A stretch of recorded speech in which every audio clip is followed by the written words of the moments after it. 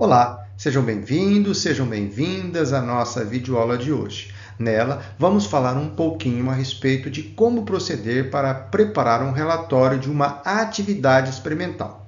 De modo bem resumido, nós vamos abordar temas de grande relevância, como, por exemplo, a questão da linguagem a ser empregada, a formatação e ainda quais são as informações que devem estar presentes nas suas diferentes seções. Um relatório é um texto técnico científico que procura expor de forma clara, direta e objetiva um determinado trabalho ou experiência laboratorial.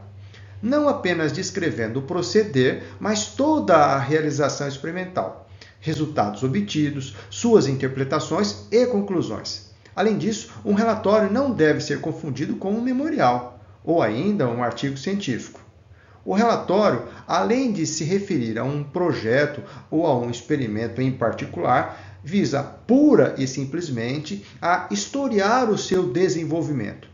Muito mais no sentido de relatar os caminhos percorridos para descrever as atividades realizadas, de apreciar seus resultados obtidos e, obviamente, sintetizar suas conclusões, sem, no entanto, a necessidade de conter análises e reflexões mais desenvolvidas, como é no caso do memorial ou do artigo científico.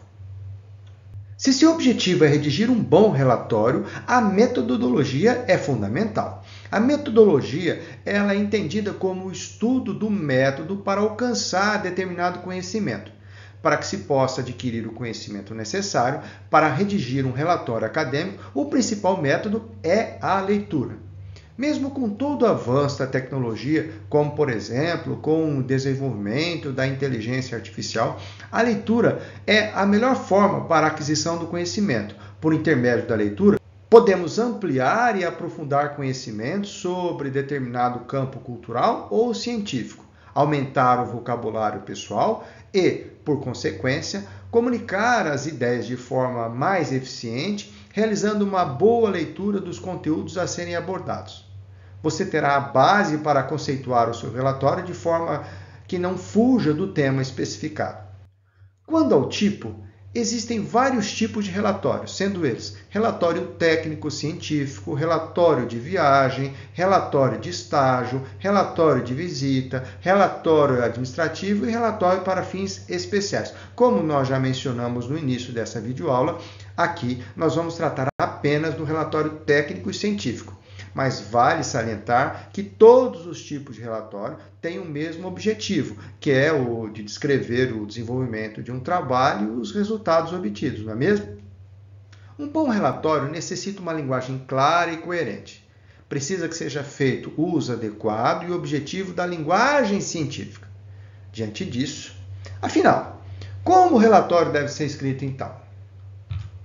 A forma como o relatório é escrito tem grande relevância, pois é a partir dela que será transmitida a informação contida no desenvolvimento de determinadas atividades aos leitores.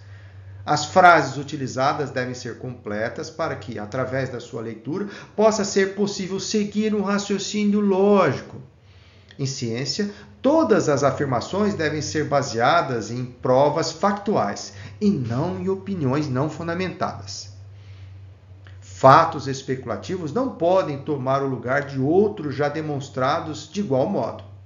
Você deve evitar o excesso de conclusões, sendo estas precisas e sintéticas. As conclusões devem igualmente ser coerentes com a discussão dos resultados. Além disso, nesta linha de pensamento, como descrever os fatos e fenômenos, não é mesmo?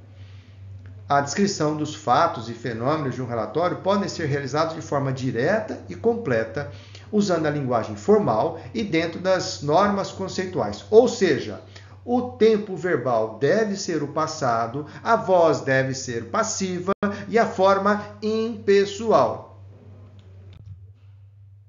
Colete dados bibliográficos obedecendo à ordem das informações. Prefira palavras familiares e termos de fácil compreensão. Faça um rascunho. No rascunho escreva o que lhe vier à cabeça. Depois elimine as partes desnecessárias e dê continuidade à construção do texto. Recorra aos demais colegas da sua equipe para que, juntos, possam proceder à sua leitura.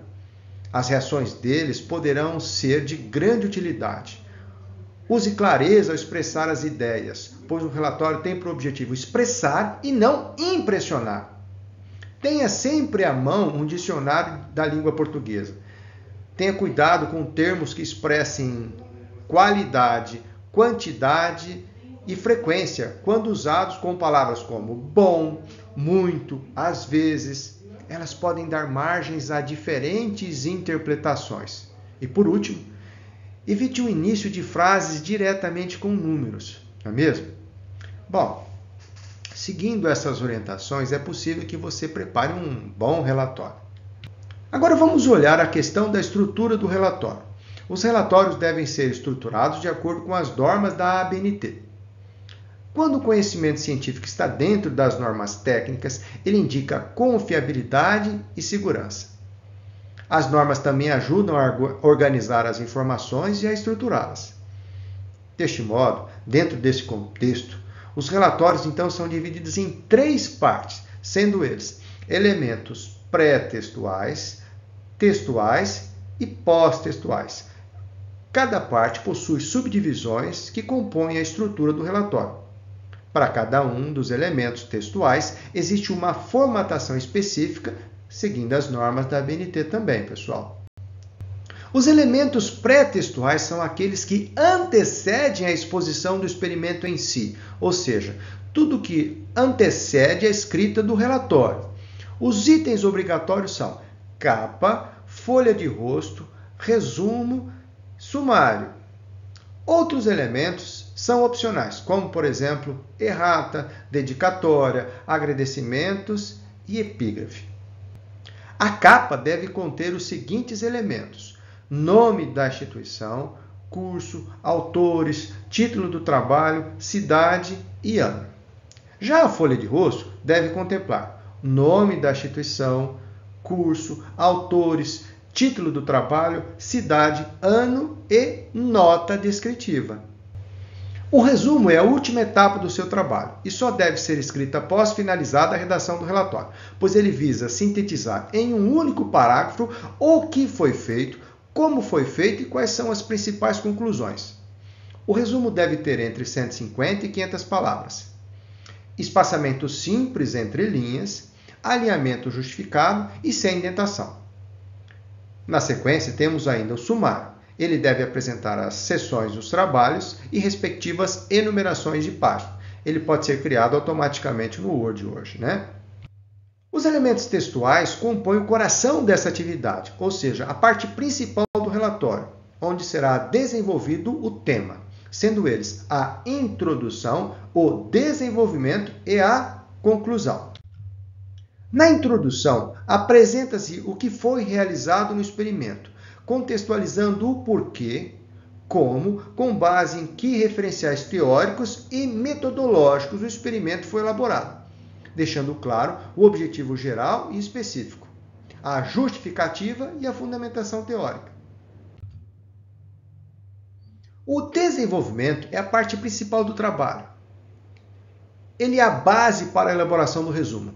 Pode ser dividido em vários capítulos e subcapítulos, tendo como objetivo trazer a metodologia empregada, os dados, os resultados e suas discussões, todos interligados pela lógica, podendo trazer também novos elementos sobre os aspectos teóricos e metodológicos, verificando deste modo se os objetivos foram assim alcançados. A conclusão é a etapa onde o problema da pesquisa é retomado a partir dos resultados apresentados no desenvolvimento, podendo trazer uma síntese do trabalho, sendo o foco apresentar os principais resultados obtidos no experimento. E por fim, temos então os elementos pós-textuais. Eles vêm logo após a conclusão, e são eles: referências bibliográficas, glossário, apêndices, anexos e índices, sendo as referências bibliográficas o único que é obrigatório. Nas referências devem ser listadas apenas as obras que foram citadas, direta ou indiretamente, na preparação do relatório. Lembrando que essa atividade deve estar em consonância com as normas da BNT e devem estar rigorosamente indexadas ao texto. Processo que pode ser feito hoje automaticamente pelo Office também, pelo Word. Então é isso, pessoal. Espero que tenham aproveitado essa videoaula. Até a próxima. Abraço!